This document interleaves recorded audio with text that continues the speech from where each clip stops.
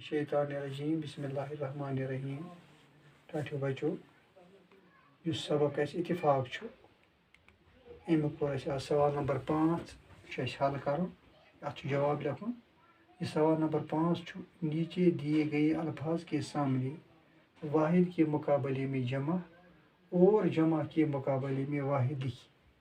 ये की अल्फाज लफ्ज की मसलन बेटा बच्चे कापी पेंसिल गलती हम अड़ वाहिद अड़ी जमा वाहिद गो जमा गो अक खुद ज्यादा तथ वन जमा तो कह लफ्ज ये जमा कह वाहिद उस वाहिद तथ अपोजिट लिखुन तथ मुकाबल लिखुन जमा और जमा तथ मुकाबल लिखुन वाहिद। वो कम जन बेटा बच्चे कापी पेंसिल या गलती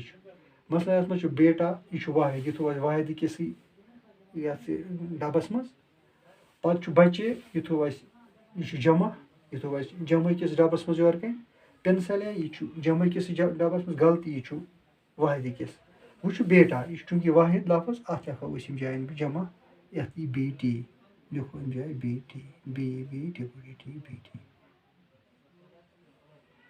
पे बच्चे यह जमा यथ लिखुन वाहिद यथ बच्चा बच्चा बच्ची बच्चा पे कापी यथ कापियां वो जमा पे पेंसिल यथ पेंसिल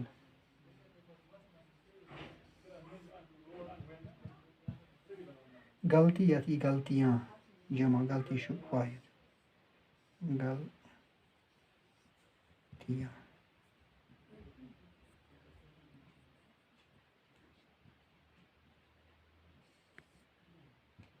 इत पे यह सवाल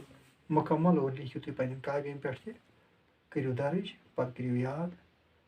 अजुक सबक को इति इख्तिताम शुक्रिया।